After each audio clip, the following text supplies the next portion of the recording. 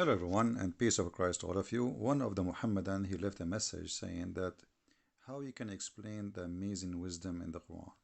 So I decided to share some of the amazing wisdom and the teaching of the amazing God. His name is Allah in the Quran. As you see, I'm using my phone, so excuse me, it's not as usual, but it does the job. Here we have in front of us chapter 33, verse number 53. And as you see, this is the Muslim translation, not my translation. Here we notice a story, supposedly. It's not a story, it's an order. The God of the heaven and the earth and the galaxies and beyond the galaxies is worried about three or four things. Let us review the wisdom of Allah. Believers, Abduls, enter not the house of the Prophet without his permission. Allah, the God of all Islam, is worried about entering the house of the Prophet without permission. Okay, hold on. If somebody entered the house of the Prophet and he is a prophet, public figure, he is a judge, he is a ruler, I mean, what will happen exactly? I mean, isn't he a prophet? So you want to be a prophet or you don't want to be you want to be a private person who nobody enter your house? Okay. So Allah is worried about Muslims entering the house of the Prophet without permission. Later we will see why. And then he says, nor wait for a meal to be prepared. You go to the house of Muhammad, you say, I am poor man. The Prophet will say to you, well, we don't have a meal. He told the wives to say, tell them we don't have food, go. And then they stay waiting because, okay, you don't have a meal now, what about later? Maybe, I mean, people will eat. You don't have food now? What about 2 hours from now, 3 hours from now? We will wait. Don't wait. And don't wait for it to be prepared because it will never happen. And then here, Allah is a truthful. He is telling you the truth, that this is hurtful. This is hurting the Prophet. What is hurting the Prophet? To enter his house and to eat sandwiches which is not made for you.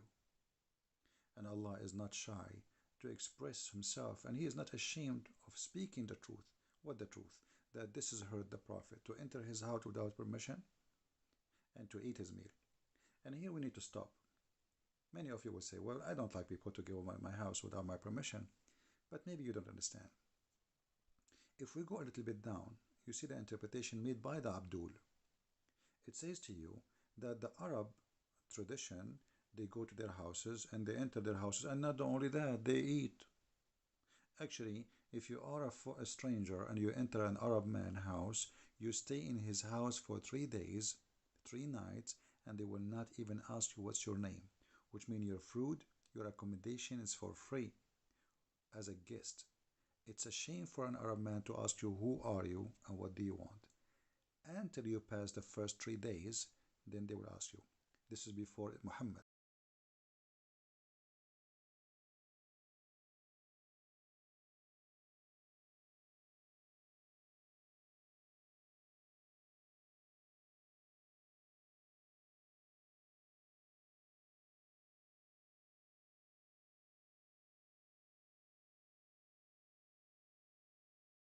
You sleep in the house of this person, you don't accept to sleep in the house of that person, that means you are insulted the other one.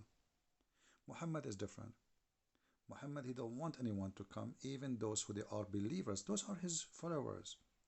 Don't enter my house without permission. And the funny, they are not ashamed even to say to you that the Arab, they used to be a lot better than Muhammad. Read carefully. This is their interpretation, not mine. The Arab before Islam, they are very open to the guests. Everybody is welcome and they are proud to serve the guest. Muhammad, a selfish man, he liked to eat your sandwich. Muhammad should be welcome anytime to any house. If you remember, Muhammad, he went to his own son's house without permission, and he entered the house and he flirted with the wife, as we saw and we explained before. And here we go to the second part of this video. You will see here Allah saying supposedly, If you speak and if you were to ask the wives of the Prophet something, ask them from behind the curtain that is more up for etc. So if you want to speak to Muhammad wives, you have to speak to them from behind the curtains. Otherwise, this is really hurting the Prophet. Okay, hold on.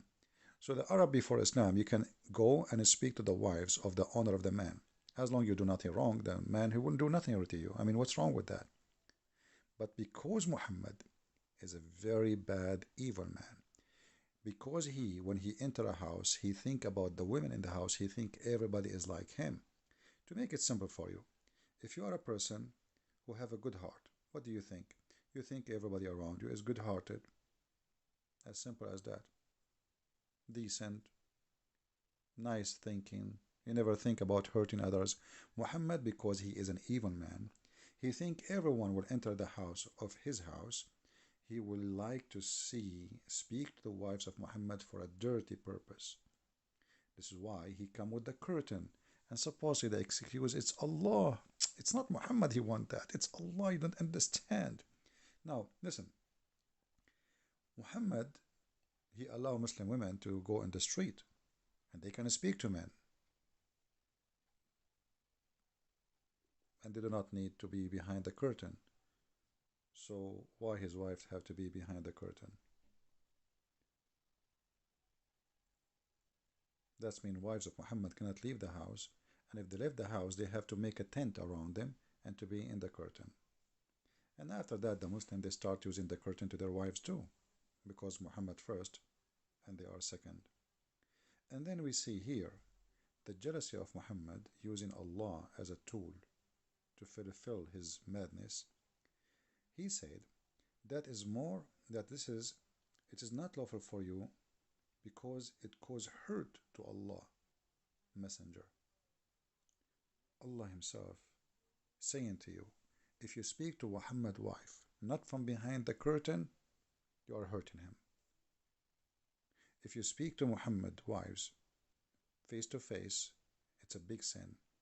If you eat Muhammad's sandwiches, if you wait for a sandwich to be prepared, that is a big sin. If you enter the house of the Prophet without permission, that is a big sin.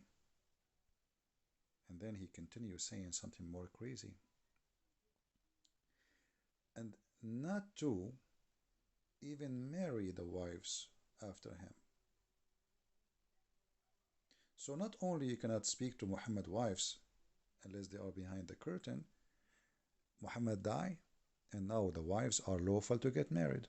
Any woman, she is widow, she can marry a new husband in all religions. And actually, if you ask Muslims, did Muhammad marry women before and they were widows? He would say yes. As an example, Khadija, she have two husbands before him. She is 25 years older than him, yet he married her. Okay, question. He killed the husband of Safiya. He took her. He took many women after they were widow. Some he killed their women, said their husband. Some he took them after they became widow. So Muhammad have no problem to sleep with the women after her husband either pass away, get killed. So why it is a problem if Muhammad pass away to marry his wife? Because Muhammad is above mankind. He is a crazy man. He want to own those women even after his death. Muhammad here, he was thinking, okay, tomorrow I will die. Who is going to be in the bed with my wife? Omar? Maybe Abu Bakr? Abu Bakr, he cannot marry Aisha, so he will marry whom? Maybe different women. Who care? What about maybe Khalid? Maybe this Muslim, maybe that Muslim. So let us see how we can solve this problem. Bingo. I will make a verse saying that Allah said, no one after me can marry them. And by the way, in that, I preserve those women to death, that nobody can touch them, but yet I can touch every woman. Actually, in the interpretation of the Quran, it says that if the Prophet, his eyes fall into a woman, which means he like her husband must divorce her immediately so the Prophet, he can have her. And here you notice how filthy this man is. And this is exactly what he did with his own son. He went to the wife when the husband was away. He entered the house. He saw the women wearing almost naked clothes, and he flirted with her with loud voice, and there's no way he's not aware that she can hear him. And he said, "Praise be to Allah, the one who made my heart a flip for you." Then the wife, she told the son, "Oh, your father was he, and he flirted with me." Then the son went to Muhammad, says, "Hey, I don't like this woman, you take her." So look, imagine here how crazy, sick this maniac. He forbid to you what he loved to do. This is the wisdom of Islam. And here the interpretation actually exposed the madness of Muhammad, that the Arab, they used to be a lot better than before Islam from the Arab after Islam. Share your comment, post your comment. If you are a Muhammadan, don't forget to refute me about Muhammad forbidding people from eating his sandwich. Allah will provide him with more sandwiches. What's wrong with you? You see, Jesus, when they ask you for a sandwich, according to the Quran, chapter 5, Al-Ma'idah, this is why it's called Al-Ma'idah, which means the table, the meal. Allah, He sent 7 sandwiches. Every sandwich have a wheel. Wheel. 7 sandwiches with 7 wheel. So why Allah is worried about people eating the food of Muhammad? What about Allah making miracle that people, they can come anytime and eat from His house and there's no problem, especially the poor? Here you will see the stupidity of a madman trying to make himself above mankind, using what he called God, making himself controlling everything around him, and forcing things so nobody discuss why. The wife, they will say to him, "Why we cannot marry after you?" No, Allah, He said so. They cannot discuss that. Even the father of those women, they cannot say, "Okay, Muhammad, he died. She have the right to marry." But by saying Allah said, it's over. This is the evil Muhammad, and you heard some of his wisdom. This is not the wisdom of God. This is a man speaking about his own, making his own fantasy, controlling people using God for his own glory. And this glory is filthy glory. Even the dog outside agreeing with me. Thank you very much for listening. And by the way, I am still in a mountain area, very beautiful, and it's very great. Thank you, and God bless you. Take care.